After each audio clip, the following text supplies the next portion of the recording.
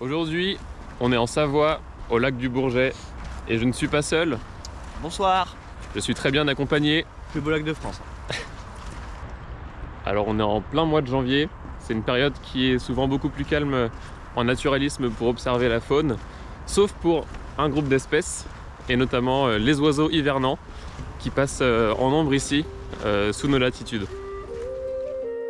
Situé entre les massifs des Alpes et du Jura, le lac du Bourget est le plus grand lac d'origine glaciaire en France. Relativement préservé des activités humaines, il offre aujourd'hui des conditions d'accueil idéales pour une faune et une flore aussi riches qu'exceptionnelles. Ici, les oiseaux trouvent un lieu de repos parfait, qu'ils soient sédentaires ou migrateurs.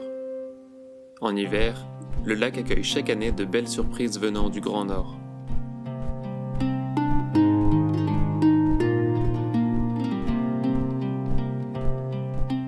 Aujourd'hui, on va s'intéresser à un groupe de canards plongeurs assez méconnus, Les fuligules. Parmi les dizaines d'espèces que l'on peut voir en France, on distingue le groupe des canards de surface, comme le canard colvert, de celui des canards plongeurs, comme nos fuligules. Les premiers trouvent leur nourriture à la surface de l'eau et ne plongent que rarement, tandis que les deuxièmes réalisent de longues apnées subaquatiques pour dégoter à manger. Les fuligules que l'on cherche aujourd'hui sont des canards plongeurs du genre Etia. 4 espèces sont observables chaque hiver en métropole. On distingue d'abord 2 canards abondants, le fuligule milouin et le fuligule morillon. Plus rare, le fuligule milouinant est présent chaque année, mais souvent visible à l'unité. Enfin, le dernier de ce quatuor est extrêmement rare. Absent à la belle saison, ce ne sont que quelques dizaines d'individus qui sont vus en France chaque hiver. Il s'agit du fuligule niroquat. Le fuligule niroquat, c'est notre fantomatique plongeur d'hiver. De petite taille, il est surtout remarquable par son œil clair dénotant franchement avec son plumage brun uni. Ce migrateur est quasi menacé à l'échelle mondiale, mais n'a pas de statut national du fait de sa présence trop sporadique. Ses effectifs sont en baisse globale à cause de la raréfaction des zones humides indispensables à sa reproduction et de sa chasse illégale. Aujourd'hui, on va donc essayer d'observer ce rarissime canard dans son milieu naturel. Bon, on vient d'arriver sur un premier endroit, et déjà, il y a plusieurs centaines, si ce n'est milliers de canards. Et on voit directement, il y a les 2 espèces les plus communes.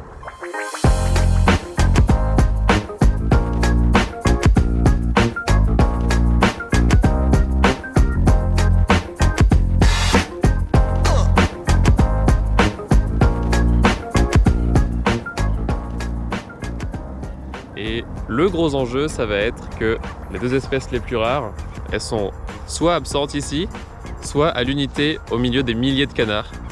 Donc ça va être très sympathique.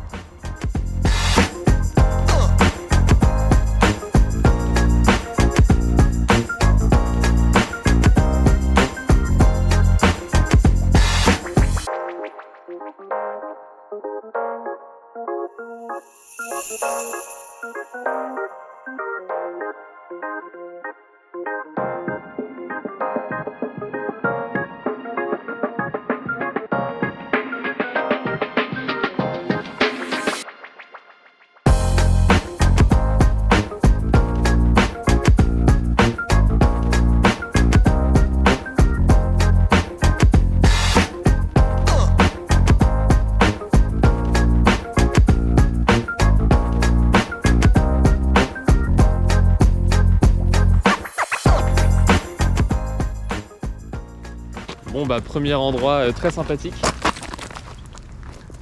pas un fake. Il y a un truc qui vient de s'enfuir dans les roseaux, genre taille galigneux. Voilà, je ne peux pas en dire plus. Genre râle par exemple. Je ne sais pas, je ne peux pas le dire.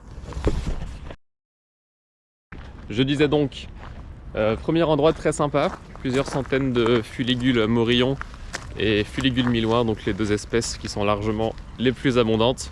On va changer d'endroit et on va essayer de... Au nord, on va aller au nord. On va aller au nord. On va essayer de trouver d'autres espèces sympas et les deux fuligules plus rares. Et la mission ultime, c'est le fuligule niroca.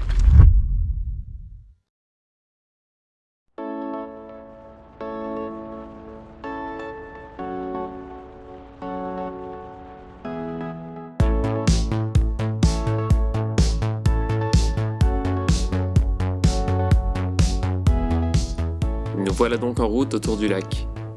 Pendant toute la journée, on va multiplier les arrêts et les points de vue à la recherche de nouvelles espèces et de notre fuligule fantôme. Pour l'instant, rien à signaler, à part de magnifiques paysages.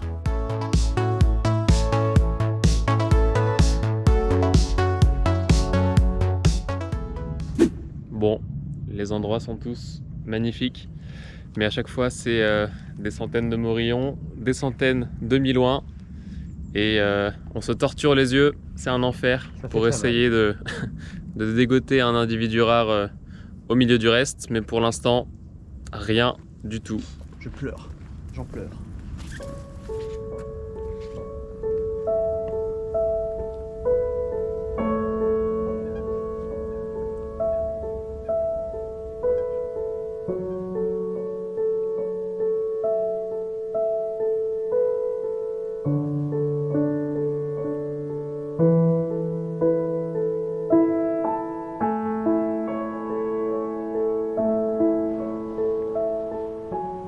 Alors que le soleil commence à décliner, nous nous attardons sur un dernier secteur que nous avions gardé spécialement pour la fin. Un endroit calme et préservé du lac.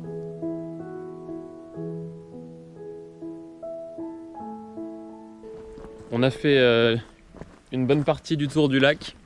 Quasiment le tour même. Quasiment le tour. Pas d'espèces très rares pour l'instant. Des observations très sympathiques. Mais on arrive à l'endroit où normalement le fuligule niroca, qui est le plus rare des fuligules en France, devrait être présent. Et c'est en tout cas là qu'il est le plus vu chaque année. Donc un bon espoir. On a bon espoir.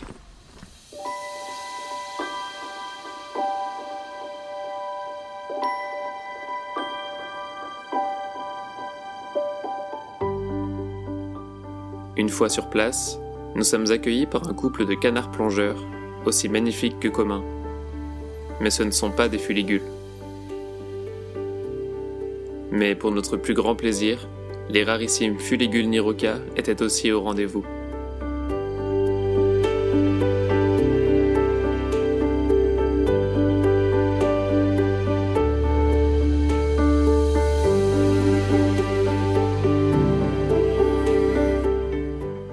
L'espérer, ils sont là, c'est incroyable.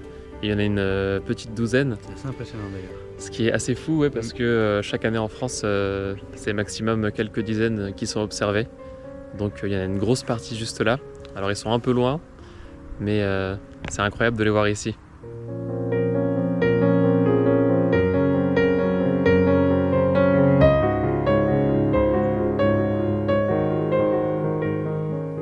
Même s'ils ne sont pas spectaculaires, je trouve que ces oiseaux dégagent quelque chose de particulier, comme des fantômes bruns au regard perçant. À ce moment-là, il y a peut-être la moitié des individus en France présents sous nos yeux, ou au moins une part très importante d'entre eux. C'est aussi une invitation à poser son regard sur des oiseaux moins impressionnants, mais tout aussi menacés et sauvages, à l'image de nombreux autres canards.